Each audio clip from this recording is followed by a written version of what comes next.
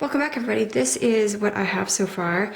This is my squirrel, and I have removed around where I have outlined the hips and the arms where I want them to be. And now I'm going to start building up a bit more. So I want this line back here to be smooth. So I'm going to mark the spine here so that it's smooth.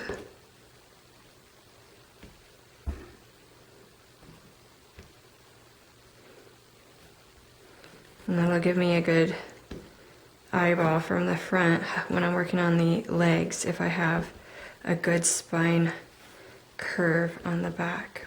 Notice I'm not going to put the tail on right now because the tail is actually going to be in my way.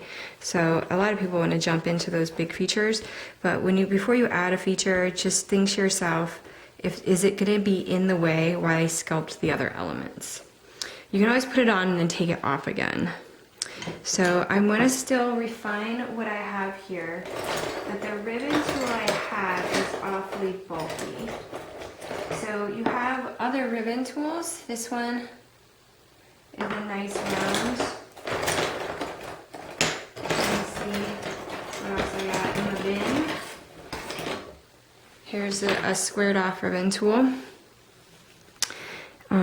So I'm going to continue to remove to refine some of these details. Now, a lot of people ask me how long it takes me to do a sculpture. I'm like under stress right now because I'm on video. So this one I'll probably play with. If I was going to do this on video and you guys were going to watch me, I would be much more, I don't know, I think it would take me longer. It wouldn't look as good because you guys were watching me. I get kind of meditative about it. Just kind of sit there and fiddle with it till I like the way it looks. But like a bigger sculpture, 20 inches by 20 inches, probably takes me 3-4 days. Solid days. A sculpture like this, of this size, probably take me a couple hours, 2-3 hours to do. So obviously I'm not gonna do the whole thing in front of you.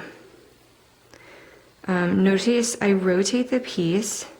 You're going to get a much nicer looking piece if you rotate because you're going to see it from all sides. Again, we're not going for beautiful. We're going for it has the right shape to it. So in my head, I'm just thinking of an animal and its spine.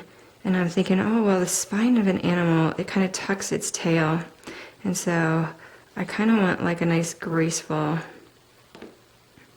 curve to it. Okay, and then I'm thinking, oh, well, its head is attached to the neck, but we want those arms to kind of be refined. So I'm just taking a lot of extra bulk off of its head.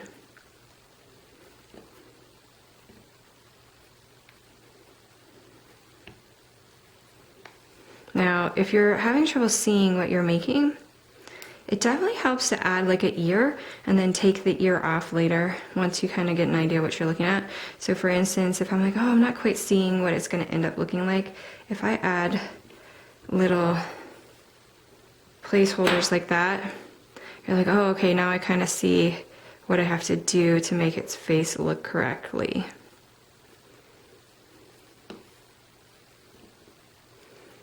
Right? And then you just pop them off, fix something, pop it back on again. Okay, so when you're ready, we're going to build back on. Now at this point, all of the clay is exactly the same moisture level because I just take it off. I'm going to put it right back on.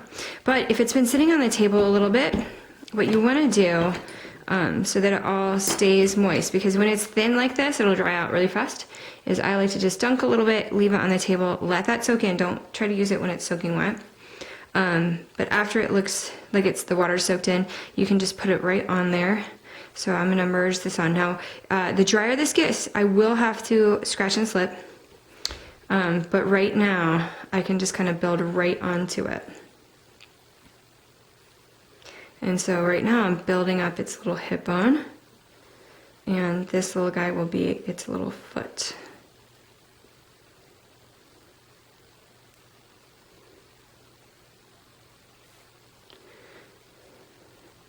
Okay, And I like to add the hint of where the foot would come up. So I like to add a little crease personally on my sculptures. You don't have to. But when you add the crease, you can notice that that little knee joint doesn't look big enough. And so I'll just add a little on there. Refine the little knee joint a little bit. Okay, add a little.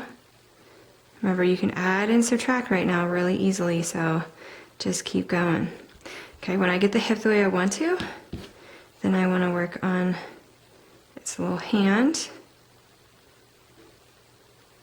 I kind of want the hand to point down. And you do want to merge on all sides, so really, if you add on, make sure that you get all the way around that added element. And I want to add a little bit of a shoulder. Not much, squirrels don't have like big shoulders, but the hint of a shoulder there. Okay.